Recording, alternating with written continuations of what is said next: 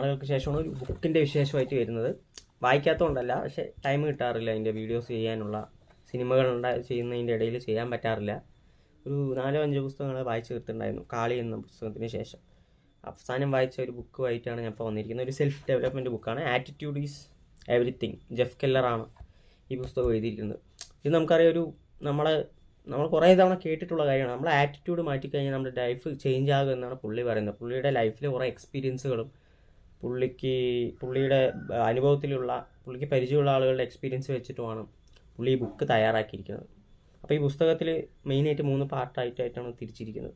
അപ്പോൾ നമുക്ക് നോക്കാം എങ്ങനെയാണ് ഈ ആറ്റിറ്റ്യൂഡ് എന്ന് പറയുന്ന കാര്യം നമ്മളെ എന്തൊക്കെ മാറ്റം വരുത്തും എന്നാണ് ജെഫ് കെല്ലർ പറഞ്ഞിരിക്കുന്നത്. പുള്ളിയുടെ തന്നെ ലൈഫിലെ ഏറ്റവും വലിയ കാര്യം എന്ന് വെച്ച് കഴിഞ്ഞാൽ, ലോയറായിട്ടിരിക്കുമ്പോൾ അത്രയും ബോറിംഗ് ലൈഫായിട്ട് കൊണ്ടുവന്ന ആ ലൈഫ് പുള്ളി ഒരു മോട്ടിവേഷണൽ സ്പീക്കറാകുകയും വളരെ മില്യൺസ് ഓഫ് ഫോളോവേഴ്സുള്ള ഒരു മോട്ടിവേഷണൽ സ്പീക്കറാണ്. ഒപ്പം ഭയങ്കര ബെസ്റ്റ് സെല്ലറായിട്ടുള്ള കുറേ പുസ്തകങ്ങൾ എഴുതിയിട്ടുണ്ട്. അപ്പോൾ ഇതിനൊക്കെ കാരണം തൻ്റെ ബോറിംഗ് ലൈഫായ ലോയറായിട്ടുള്ള ആ ലൈഫ് പുള്ളി വിട്ട് ഇങ്ങനെ ഒരു സ്റ്റെപ്പ് എടുത്തു എന്നുള്ളതാണ്. നോർമലി നമുക്കൊരു ജോലിയുണ്ട്, നമ്മളെ സേഫ് സോണാണ്, കംഫർട്ട് സോണിലായിരിക്കും ബോറിംഗ് ആണെങ്കിലും. പക്ഷെ നമ്മൾ അതിൽ നിന്നൊന്നും പുറത്ത് കിടക്കാൻ നമ്മൾ ആരും തയ്യാറാവില്ല. കാരണം പേടിയാണ്. ആ ഒരു മടി മറന്നുകൊണ്ട് തന്നെയാണ് പുള്ളി വന്നിരിക്കുന്നത്. അപ്പോൾ ആ ആറ്റിറ്റ്യൂഡ്, അങ്ങനെ എത്രയോ ആളുകളുടെ കാര്യങ്ങളുമാണ് ഈ ബുക്കിൽ പറഞ്ഞിട്ടുള്ളത്. ഇത് നല്ലൊരു ബുക്കാണ്. അതിൻ്റെ ഇത് കാണിക്കാം. ആദ്യം ഇതാണ് ഈ പുസ്തകം. Attitude is everything. If you can dream it you can do it. അപ്പം അങ്ങനെ വളരെയധികം മികച്ച ഒരു സംഭവങ്ങൾ, കുറേ കാര്യങ്ങൾ, നല്ല കാര്യങ്ങൾ പറഞ്ഞിട്ടുള്ള ഒരു ബുക്കാണ് ആറ്റിറ്റ്യൂഡ് എന്ന് പറയുമ്പോൾ. നമ്മൾ എന്താണ് ചിന്തിക്കുന്നത് അതാണ് നമുക്ക് നടക്കുന്നതാണ്. നമ്മൾ പോസിറ്റീവായി ചിന്തിച്ച് കഴിഞ്ഞാൽ നമുക്ക് പോസിറ്റീവായി നടക്കും എന്നാണ് ഈ പുസ്തകം പറയുന്നത്. കാരണം നമ്മളൊരു കാര്യത്തിന് ഇറങ്ങിത്തിരിക്കുന്നു, അതിന് നമ്മൾ അതിൻ്റെ പോസിറ്റീവ് വശങ്ങൾ മാത്രം കാണാം, നെഗറ്റീവായി കാണാതിരിക്കുക. നമുക്കൊരു ഇപ്പോൾ രാവിലെ എണീച്ചിട്ട് നല്ലൊരു പോസിറ്റീവ് വൈബിലാണെന്നുണ്ടെങ്കിൽ ആ ദിവസം മൊത്തം ഒരു പോസിറ്റീവായിട്ട് നമുക്ക് തന്നെ ഫീൽ ചെയ്യാറുണ്ട്. കുറേ പേർക്ക് നമുക്കറിയാം, നമ്മൾ ജോലിക്ക് പോകുന്നവരൊക്കെ ഭയങ്കരമായിട്ട് ഫീൽ ചെയ്യാറുണ്ട്. അപ്പോൾ നമ്മുടെ സക്സസ് എന്ന് പറയുന്നത് മനസ്സിനകത്ത് നിന്നാണ് തുടങ്ങുന്നത്.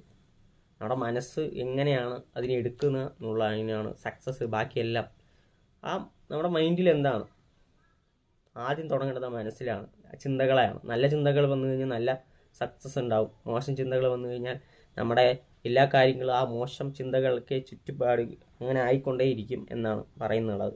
നിങ്ങളുടെ ആറ്റിറ്റ്യൂഡ്, അതാണ് നിങ്ങളുടെ സക്സസ്സിലോട്ടുള്ള ജനാലകൾ എന്ന് പറയുന്നത്. നിങ്ങളുടെ ആറ്റിറ്റ്യൂഡ് വിൻഡോ ആണ്. അതൊരു ജനാലിൻ്റെ രൂപത്തിലാണ് കാണിക്കുന്നത്. അത് അഴുക്ക് പിടിച്ച് കിടന്നു കഴിഞ്ഞാൽ നിങ്ങൾക്ക് വെളിച്ചം കിട്ടില്ല. അപ്പോൾ ഒരിക്കലും നിങ്ങളുടെ ലൈഫ് അങ്ങനെയായിരിക്കും, ഒരു ഇരുണ്ട് കൂടിയ ജീവിതമായിരിക്കും. പക്ഷെ ഭയങ്കര ക്ലീൻ ചെയ്ത് വെക്കുകയാണെങ്കിലോ നിങ്ങൾക്ക് വളരെയധികം ഗംഭീരമായിട്ടുള്ള ലൈറ്റ് കിട്ടും. നിങ്ങൾക്ക് സ്മാർട്ടായിട്ടുള്ള ലൈഫായിരിക്കും, നല്ല ബ്രൈറ്റ് ആയിരിക്കും നിങ്ങളുടെ ജീവിതം മൊത്തം എന്നാണ് പറയുന്നത്. ഭയങ്കര keep and bright and clean. നിങ്ങളുടെ ആറ്റിറ്റ്യൂഡ് ഭയങ്കരമായിട്ട് സൂക്ഷിക്കുക. കാരണം അത് നിങ്ങളുടെ ലൈഫിനെ തന്നെ ചേഞ്ച് ചെയ്യാൻ പറ്റും. നിങ്ങൾക്ക് നല്ല നല്ല കാര്യങ്ങൾ സംഭവിച്ചുകൊണ്ടേയിരിക്കും. ഹെൻറി ഫോർഡ് എന്ന് പറയുന്ന എഴുത്തുകാരൻ പറഞ്ഞൊരു വാക്കുണ്ട്. അതായത് നിങ്ങൾ when you think you can, അത് കറക്റ്റാണ്. വെൻ യു തിങ്ക് യു കാണ്ട്, അതും ശരിയാണ്. അതായത് നിങ്ങൾ ചിന്തിക്കുന്നിടത്താണത്. അല്ലാതെ നിങ്ങൾ ഇപ്പോൾ ഒരു കാര്യം എനിക്കത് പറ്റും എന്ന് പറയുന്നതാണെങ്കിൽ നിങ്ങൾക്കത് പറ്റും, അത് കറക്റ്റ് തന്നെയാണ്. പറ്റില്ല എന്ന് പറഞ്ഞാലും അത് ശരിയാണോ ചോദിച്ചാൽ ശരിയാണ്. കാരണം നിങ്ങളുടെ മനസ്സിലാണല്ലോ അല്ലേ ഇരിക്കുന്നത്. അപ്പോൾ പുള്ളി പറയുന്നത് ഈ മൈൻഡ്. അപ്പം നമ്മുടെ മനുഷ്യൻ എന്ന് പറയുന്നത് ഒരു മാഗ്നറ്റ് പോലെയാണ്. നമുക്ക് പറ്റും എന്ന് പറയുന്ന കാര്യങ്ങളെ നമുക്ക് പറ്റുള്ളൂ. നമ്മളെ പറ്റില്ല എന്ന് പറഞ്ഞ കാര്യങ്ങൾ നമ്മൾ എന്തൊക്കെ ചെയ്താലും പറ്റില്ല. കാരണം നമ്മുടെ മനസ്സിൽ അങ്ങനെ കിടക്കുന്നുണ്ട്, ഇത് എന്നെ കൊണ്ട് പറ്റില്ല, അങ്ങനെയാണ് എന്നുള്ളത്. നമ്മൾ എന്താണ് ചിന്തിക്കുന്നോ അത് സംഭവിച്ചുകൊണ്ടിരിക്കും. നമ്മൾ ഇപ്പോൾ പോകുമ്പോൾ ഞാൻ പോയി കഴിഞ്ഞാൽ ഇന്നിപ്പോൾ ഫുള്ള് ജോലിക്ക് പോകുമ്പോൾ ഭയങ്കര അതായിരിക്കും, ഇന്ന് ഫുള്ള് പണികൾ കൂടുതലായിരിക്കും എന്ന് പറഞ്ഞ് നമ്മൾ പോയി കഴിഞ്ഞാൽ നമുക്ക് ചെറിയ ചെറിയ പണികൾ പോലും വലിയ പണികളായിട്ട് തന്നെ തോന്നുള്ളൂ. അല്ലാത്ത പക്ഷം നമുക്ക് പറയാം എന്നിപ്പോൾ മാക്സിമം ഈ ഫയൽ ഇങ്ങനെ ഉണ്ടാവും, ആ ഫയൽ തീർക്കാനുണ്ട്, അത്രേ ഉള്ളൂ, വേറെ കുഴപ്പമൊന്നുമില്ല എന്ന് വിചാരിച്ചു കഴിഞ്ഞാൽ ആ ഫയൽ നമ്മൾ ചൂസ് ചെയ്ത് തീർക്കും. ചിലപ്പോൾ അന്ന് വൈകുന്നേരം വരെ ആ ഫയൽ ഉണ്ടാവും, പക്ഷെ നമുക്കത് ഫീൽ ചെയ്യില്ല. കാരണം നമ്മൾ എക്സ്പെക്റ്റ് ചെയ്തിട്ടുണ്ട് ആ ഫയലുണ്ട്. അപ്പോൾ നമ്മുടെ മൈൻഡ്, നമ്മുടെ ചിന്ത എന്താണോ അതാണ് ഇതാകുന്നത്. നമ്മൾ പിന്നെ ഒരു കാര്യം ചെയ്യണം എന്ന് പറയുമ്പോൾ നിങ്ങൾ ആ കാര്യം ചെയ്യാൻ വേണ്ടി എന്തൊക്കെ സ്റ്റെപ്പ് എടുക്കണോ അതൊക്കെ കറക്റ്റായി എടുക്കണം. ഏതറ്റം വരെ പോകും, നിങ്ങളുടെ ഒരു ഡ്രീം സക്സസ് ആകാൻ വേണ്ടിയിട്ട് നിങ്ങൾ ഏതറ്റം വരെ പോകണോ അതൊക്കെ ചെയ്യണം.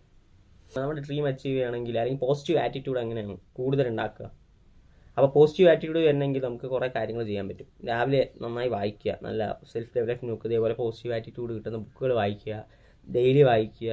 അത് നമ്മുടെ മൈൻഡിനെ തന്നെ ഭയങ്കരമായിട്ട് മാറ്റും. അല്ലെങ്കിൽ ഓഡിയോസ് കേൾക്കുക, നല്ല ഇൻസ്പയർ ആയിട്ടുള്ള സ്റ്റോറീസ് ഓഡിയോസ് നന്നായി കേൾക്കുക, അങ്ങനെ കുറേ കാര്യങ്ങൾ ചെയ്തു കഴിഞ്ഞാൽ നമുക്ക് പോസിറ്റീവ് ആറ്റിറ്റ്യൂഡ് ഉണ്ടാവും. അതിനെ തന്നെ ആ പോസിറ്റീവ് ആറ്റിറ്റ്യൂഡ് കാരണം നമുക്ക് നല്ല ലൈഫിൽ ഭയങ്കര സക്സസ് ആയിട്ടുണ്ടാവും. പിന്നെ ഈ സക്സസ് എന്ന് പറയുന്ന ഒരു ഓവർനൈറ്റ് സക്സസ് അല്ല, ഇറ്റ് ടേക്സ് ടൈം. നമ്മൾ വളരെയധികം ടൈം എടുക്കുന്ന ഒരു പ്രോസസ്സാണ് ഈ സക്സസ് എന്ന് പറയുന്നത്. അല്ലാതെ ഒരു രാത്രി എണീച്ചത് എനിക്ക് ചെയ്യണം, അല്ലെങ്കിൽ നാളെ തന്നെ എനിക്ക് ജോലി വേണം, അല്ലെങ്കിൽ നാളെ തന്നെ ഇത്രയും സമ്പാദിക്കണം എന്ന് പറഞ്ഞാൽ നിങ്ങളെ കൊണ്ട് സാധിക്കില്ല. ഞാൻ വിചാരിച്ചാണോ, ഞാൻ പോസിറ്റീവ് ആറ്റിറ്റ്യൂഡാണല്ലോ എന്ന് പറഞ്ഞിട്ട് കാര്യമില്ല. We must take some actions. അതൊരു എഫേർട്ട്, കമ്മിറ്റ്മെൻറ്റും ആൻഡ് പ്രിസർവൻസ് എല്ലാം വേണം, എങ്കിൽ മാത്രമേ നമുക്ക് ഇതാകുള്ളൂ. പിന്നെ വിഷൻ എന്ന് പറയുന്ന ഒരു സംഭവമുണ്ട്. നമുക്കറിയാം, നമ്മളിപ്പോൾ ഒരു ഉദാഹരണത്തിന് വേണ്ടി നമ്മൾ പ്രസംഗിക്കാൻ പോവുകയാണ്. നമ്മൾ പ്രസംഗിക്കാൻ പോകുന്ന സമയത്ത് നമ്മുടെ മൈൻഡിൽ എന്തായിരിക്കും, എനിക്ക് സംസാരിക്കുമ്പോൾ ഇടയിൽ വിക്ക് വരും, എന്നെ കൂവും, ഇങ്ങനെയൊക്കെയാണ് മൈൻഡിലോട്ട് പോകുന്നതെങ്കിൽ അതെന്നെ സംഭവിക്കും. അതർവൈസ് ആ വിഷനെ ഒന്നും നമുക്ക് മാറ്റി നോക്കാം. ഞാൻ നന്നായി സംസാരിക്കും, നല്ല വേർഡ്സ് ഉപയോഗിക്കും, കാണികളൊക്കെ കൈയടിക്കും, എല്ലാവരും ഭയങ്കര സന്തോഷമായിരിക്കും. അപ്പം അങ്ങനെ തന്നെ സംഭവിക്കും. അതേപോലെ തന്നെ നമ്മൾ പാസ്റ്റിൽ കുറച്ച് നമുക്ക് ചിലപ്പോൾ കുറേ കാര്യങ്ങൾ നമ്മുടെ ലൈഫിൽ നടന്നിട്ടുണ്ടാവും. ഈ ഇമേജ് ആയിരിക്കും ഇപ്പോൾ ഉദാഹരണം നമുക്ക് പറ്റാത്ത കാര്യങ്ങൾ എങ്ങനെയാണ് വിഷൻ ചെയ്യാമെന്ന് വിചാരിക്കും. അപ്പോൾ നമ്മുടെ മൈൻഡിൽ ഇപ്പോൾ പുള്ളി പറയുന്ന പോലെ നമ്മുടെ മൈൻഡിൽ ഒരു ആനനെ മനസ്സിൽ വിചാരിക്കാൻ പറഞ്ഞാൽ നമുക്കറിയാം, ആന നല്ല കറുത്തിട്ടുള്ള ആന, ഒരു പിങ്ക് കളർ ഒരു ആനനെ മനസ്സിൽ ചിന്തിക്കാൻ പറഞ്ഞു കഴിഞ്ഞാൽ നമുക്ക് ചിന്തിക്കാൻ പറ്റും. അങ്ങനെ ഒരു ആന ഉണ്ടോ? പക്ഷേ ശരിക്കും ഇല്ല. അപ്പോൾ നമുക്ക് വിഷൻ എന്ന് പറയുന്ന ഒരു ഭയങ്കര കാര്യമാണ്. നമ്മുടെ വിഷൻ അല്ലെങ്കിൽ നമ്മുടെ മെൻ്റൽ ഇമേജ് എന്ന് പറയുന്നത് നമ്മുടെ കൺട്രോളിലായിരിക്കണം. നമുക്ക് എന്താണോ സാധിക്കേണ്ടത് അത് മാത്രമായിരിക്കണം നമ്മുടെ മെൻ്റൽ. നമുക്കത് എഡിറ്റ് ചെയ്യാം. നമ്മുടെ സിനിമ എന്താണോ അത് നമ്മുടെ മൈൻഡിൽ നമ്മൾ തന്നെ കൊണ്ടു നടക്കണം. അതേപോലെ ഇമേജ് സെറ്റ് ചെയ്യണം, നമ്മുടെ ലൈഫ് ഇങ്ങനെയൊക്കെയാണ് എന്നൊക്കെ പറഞ്ഞ് ചെയ്യണം എന്നാണ് പുള്ളി പറയുന്നത്, ജെഫ് കെല്ലർ. അപ്പോൾ അത് അങ്ങനെ പിന്നീട് പറയുന്നത് നമ്മളൊരു അച്ചീവ് ചെയ്യണമെന്നുണ്ടെങ്കിൽ ഒരു കമ്മിറ്റ്മെൻറ്റ് വേണം. കമ്മിറ്റ്മെൻറ്റ് പറയുന്നത് ഭയങ്കര കാര്യമാണ്. നമ്മളെ പോസിറ്റീവ് ആറ്റിറ്റ്യൂഡ് മാത്രം ഉണ്ടായിട്ട് കാര്യമില്ല. ഒരു കാര്യം നമുക്ക് ചെയ്യണം. അപ്പോൾ നമ്മൾ വർക്കൗട്ട് ചെയ്യുന്നത് നല്ല 6 പാക്ക് ഉണ്ടാകണം എന്നുള്ളത് കമ്മിറ്റ്മെൻറ്റാണ്. അതിന് എത്ര സ്റ്റെപ്പ് എടുക്കണം, ആ സ്റ്റെപ്പ് എടുത്ത് തന്നെ ആകണം. 5 സ്റ്റെപ്പ് എടുക്കുകയാണെങ്കിൽ 5 സ്റ്റെപ്പ് എടുക്കണം, 55 സ്റ്റെപ്പ് എടുക്കണം, 55 സ്റ്റെപ്പ് എടുക്കണം. നിറയെ ഒബ്സ്റ്റക്കിൾസ് ഉണ്ടാകും, അതൊക്കെ മറികടന്നുകൊണ്ട് വേണം നമ്മൾ എടുക്കുക. അപ്പോൾ കമ്മിറ്റ്മെൻറ്റ് എന്ന് പറയുന്നത് ഭയങ്കര കാര്യമുള്ള ഒരു കാര്യമാണ്. പിന്നീട് പറയുന്നത് ഒരു ചാപ്റ്റർ ഉണ്ട് ഇതിൽ, ഹൗ ആർ യു. നിങ്ങൾ എങ്ങനെയാണ് സക്സസ്സിലോട്ട് ആകുമ്പോൾ നിങ്ങൾക്ക് കുറേ ആളുകളുടെ സഹായം വേണം. അപ്പോൾ നിങ്ങൾക്ക് എങ്ങനെയാണ് നിങ്ങളുടെ ഒരു പോസിറ്റീവ് ഓറ ക്രിയേറ്റ് ചെയ്യണമെങ്കിൽ ഒരാൾ നിങ്ങളോട് എങ്ങനെയാണ്, സുഖമാണോ എന്ന് ചോദിക്കുമ്പോൾ അങ്ങനെ 3 തരത്തിലുള്ള മറുപടികൾ നമുക്ക് കാണും. എന്ത് പറയാനാണ്, ഒരു സുഖമൊന്നുമില്ല, ആകെ ഒരു ജീവിതം എന്ന് പറയുന്ന ഒരാൾക്കാരുണ്ട്. രണ്ടാമത്തെ വലിയ കുഴപ്പമില്ല, തട്ടിയും മുട്ടിയൊക്കെ പോണ് എന്ന് പറയുന്ന ആൾക്കാരുണ്ട്. പക്ഷേ വേറൊരു ആൾക്കാരുണ്ട്, ലൈഫ് അടിപൊളിയല്ലേ, എനിക്കെന്താ കുഴപ്പം, അടിപൊളിയാണ്. നമ്മളെ പാരൻ്റെ കൂടെ ആയിരിക്കും കൂടുതൽ സ്പെൻഡ് ചെയ്യാൻ ആഗ്രഹിക്കുക. ഈ മൂന്നാമത്തെ ഈ കംപ്ലീറ്റ്ലി എല്ലാ കാര്യങ്ങളും പോസിറ്റീവ്, അവർക്ക് സുഖമാണോ അല്ലയോ എന്നുള്ളത് രണ്ടാമത്തെ വിഷയം. ഒരാൾ ചോദിക്കുമ്പോൾ നമ്മൾ പറയേണ്ടത് അങ്ങനെയാണ്. അല്ലാണ്ട് നമ്മളിപ്പോൾ വലിയ കാര്യമൊന്നുമില്ല എന്ന് പറഞ്ഞിട്ട് വലിയ കാര്യമൊന്നുമില്ല, അത് it does not make sense എന്നാണ് പറയാനുള്ളത്. കാരണം അങ്ങനെ പറഞ്ഞിട്ട് കാര്യമില്ല. അപ്പോൾ നമ്മുടെ വേർഡ്സ് അല്ലെങ്കിൽ നമ്മൾ ഈ ഒരു ചോദ്യത്തിൽ നമ്മൾ പറയേണ്ടത്, നമുക്ക് സങ്കടമുണ്ടാകാം, പക്ഷെ അത് പറഞ്ഞിട്ട് ഇപ്പോൾ നത്തിങ്, അതായത് നമ്മുടെ ഈ കാര്യങ്ങൾ പറഞ്ഞിട്ട് ഒരു കാര്യമില്ല. കാരണം പുള്ളി പറയുന്നത് നമുക്കിപ്പോൾ വലിയ കുഴപ്പമില്ല എന്ന് പറയുമ്പോൾ അതിൽ മാറി നിന്ന് എന്തായിരിക്കും പറയുക, ഇവൻ എപ്പോഴും ഇങ്ങനെയാണ്, ഇവൻ എപ്പോഴാണ് ഈ സന്തോഷത്തോടെ കാണാൻ വേണ്ടി, ഇവ എപ്പോഴാണ് സുഖമാണെന്ന് പറഞ്ഞിട്ടുള്ളത് എന്ന് വിചാരിക്കും. സോ പീപ്പിൾ നമ്മളോടൊന്ന് വിട്ട് മാറും. അപ്പോൾ നമ്മൾ ഒരു പോസിറ്റീവ് എനർജി ഉള്ള ഒരാളാണ്, പോസിറ്റീവ് തിങ്കിങ് ആയിട്ടുള്ള ഒരാളാണെന്നുണ്ടെങ്കിൽ എപ്പോഴും നമ്മളെ അടുത്ത് സംസാരിക്കാനും നമ്മളെ കാര്യങ്ങൾ ഷെയർ ചെയ്യാനൊക്കെ ആളുകളുണ്ടാവും. അത് നമ്മുടെ സക്സസ്സിന് വലിയൊരു ഇതാണ്. കാരണം നെറ്റ്വർക്കിംഗ് എന്ന് പറയുന്ന ഒരു സംഭവമുണ്ട്, നിറയെ ആളുകളുമായിട്ട് ഇൻട്രാക്ട് ചെയ്യും. പക്ഷേ എനിക്ക് തീരെ പറ്റാത്തൊരു കാര്യമാണ് ഈ കമ്മ്യൂണിക്കേഷനിൽ. ഞാൻ പരമാവധി ട്രൈ ചെയ്യുന്നുണ്ട് ഇപ്പോൾ. കാരണം എൻ്റെ ഒരു സുഹൃത്തുണ്ട്, അവൻ എന്നെക്കാളും പ്രായം കുറവാണ്. അവൻ എവിടെ പോയാലും പരിചയക്കാരും നല്ല ഫ്രണ്ട്സൊക്കെ ഉണ്ട്. കാരണം അവൻ എല്ലാവരോടും അങ്ങനെയാണ്, ഭയങ്കര ആളിത്തിരി ഹ്യൂമറായിട്ടുള്ള സംസാരവും കാര്യങ്ങളൊക്കെ ആയിട്ട് എല്ലാവരുമായിട്ട് ഭയങ്കര അറ്റാച്ച്ഡ് ആണ്. എനിക്കത് തീരെ പറ്റില്ല. ഞാൻ ഒരാളോട് സംസാരിക്കുന്നതൊക്കെ വളരെ കുറവാണ്. ആദ്യം അങ്ങനെ തന്നെ ആയിരുന്നു, പിന്നീടൊന്ന് ഡെവലപ്പ് ചെയ്യാൻ നോക്കി. പക്ഷേ എനിക്ക് ഞാൻ പരിചയപ്പെട്ട ആളുകൾ, അവരിൽ നിന്ന് എനിക്കൊരു നെഗറ്റീവായിട്ടുള്ള ഒരു സംഭവം ഉണ്ടായപ്പോഴാണ് ഞാൻ പിന്നീട് പഴയ പോലെ തന്നെ ഒതുങ്ങിക്കൂടാൻ തുടങ്ങി. പക്ഷേ ഇപ്പോഴും എനിക്ക് ആഗ്രഹമൊക്കെ ഉണ്ട് എല്ലാവരോടുമായിട്ട് മീറ്റ് ചെയ്യണം. പക്ഷേ സ്റ്റിൽ ഞാൻ കുറച്ച് പുറത്തുനിന്നൊക്കെ പോകുമ്പോൾ അത്യാവശ്യം സംസാരിക്കാനൊക്കെ തുടങ്ങി. അങ്ങനെ വലിയ മാറ്റമൊക്കെ ഉണ്ട് ഈ ബുക്ക് വായിച്ചതിന് ശേഷം. നമുക്ക് വലിയ മാറ്റങ്ങൾ എന്തൊക്കെയാണെന്ന് പിന്നീട് എന്തെങ്കിലും വീഡിയോ ചെയ്യാൻ പറ്റുകയാണെങ്കിൽ ചെയ്യാം. കംപ്ലയിൻസ് പറയാണ്ടിരിക്കുക. നിങ്ങളുടെ ഈ പോസിറ്റീവ് ആറ്റിറ്റ്യൂഡ് വലുതാക്കണമെങ്കിൽ ഏറ്റവും പ്രധാനപ്പെട്ട കാര്യം അതാണ്. വെറുതെ കംപ്ലൈൻറ്റ് ചെയ്യുക, എനിക്ക് അങ്ങനെയാണ് ഇങ്ങനെയാണ്, എനിക്ക് കടമുണ്ട്, അതുണ്ട് ഇതുണ്ട്. ഒരു കാര്യം നമ്മൾ മനസ്സിലാക്കേണ്ട കാര്യം, നമ്മുടെ കംപ്ലയിൻസ് കേൾക്കാൻ ആർക്കും താല്പര്യമില്ല. ഇതിൽ പറയുന്നുണ്ട് 90% ആളുകൾക്കും ഇതിൽ വലിയ കാര്യമൊന്നുമില്ല, അവൻ എന്തെങ്കിലും ആവട്ടെ. പക്ഷെ ബാക്കി 10% ആൾക്കാർ നിങ്ങൾ വിചാരിക്കും അവർക്ക് സന്തോഷമാണ്. അവൻ ഈ പ്രശ്നങ്ങളൊക്കെ ഉള്ളതിൽ അവർ സന്തോഷപ്പെടുന്ന ആൾക്കാരാണ് 10%. 90% ആളുകൾക്ക് ഇതൊരു വിഷയമേ അല്ല. അപ്പോൾ എപ്പോഴും കാണുന്നവരോടൊക്കെ കംപ്ലയിൻറ്റ് ചെയ്യാൻ നിന്ന് കഴിഞ്ഞാൽ അവർ നിങ്ങളോട് പിന്നെ സംസാരിക്കാൻ വരില്ല. അവൻ എപ്പോഴും ഈ ദുരന്ത കഥ മാത്രമേ ഉള്ളൂ. ആക്ച്വലി ഞാൻ ഉദ്ദേശിക്കുന്നത്, അതായത് നിങ്ങളുടെ സങ്കടങ്ങൾ ഷെയർ ചെയ്യരുത് എന്നല്ല. അപ്പോൾ നിങ്ങളുടെ ഫ്രണ്ട്സിൻ്റെ അടുത്ത് ഒരു കാര്യം പറയാൻ എനിക്കിങ്ങനെയാണ്, അതിനൊരു സൊല്യൂഷന് വേണ്ടിയിട്ടാണ് നിങ്ങൾ, അത് വേറൊരു കാര്യമാണ്. പക്ഷേ എല്ലാ കാര്യങ്ങൾക്കും എപ്പോഴും കംപ്ലയിൻറ്റ് ചെയ്യുന്നതിനെ കുറിച്ചാണ് ഞാൻ പറയുന്നത്. ഇപ്പോൾ ഒരു ഉദാഹരണത്തിന്, ഞാൻ എല്ലാ കാര്യങ്ങളല്ല, ഞാനൊരു കാര്യം എനിക്ക് ഓർമ്മ വരുന്നത്, എൻ്റെ ഒരു സുഹൃത്തിനോട് ഞാൻ ഫോൺ സംസാരിക്കുമ്പോൾ ഇങ്ങനെ പറയും, ഇങ്ങനെ ഇങ്ങനെയാണ് ലൈഫിൽ, ഇങ്ങനെ കുറച്ച് കാര്യങ്ങളൊക്കെ ഉണ്ട്, ആകെ ഒരു ഇതാണ് എന്നൊക്കെ പറഞ്ഞു. കുറച്ച് ദിവസങ്ങൾക്ക് ശേഷം, അല്ലെങ്കിൽ കുറേ മാസങ്ങൾക്ക് ശേഷം, ഞങ്ങളെല്ലാവരും ഒത്തുകൂടി ഇരിക്കുന്ന സമയത്ത് ഈ ഫ്രണ്ട് വിളിച്ചു. അപ്പോൾ നമ്മളെല്ലാവരും കൂടെ സംസാരിക്കുകയാണ്, ലൗഡ് സ്പീക്കറിലാണ്. അപ്പോൾ എന്നെക്കുറിച്ച് ഇങ്ങനെ ചോദിച്ചു, വിളിക്കാറുണ്ടോ എന്നൊക്കെ ചോദിച്ചപ്പോൾ അവൻ എപ്പോൾ വിളിച്ചാലും ദുരന്തമാണല്ലോ എന്ന്.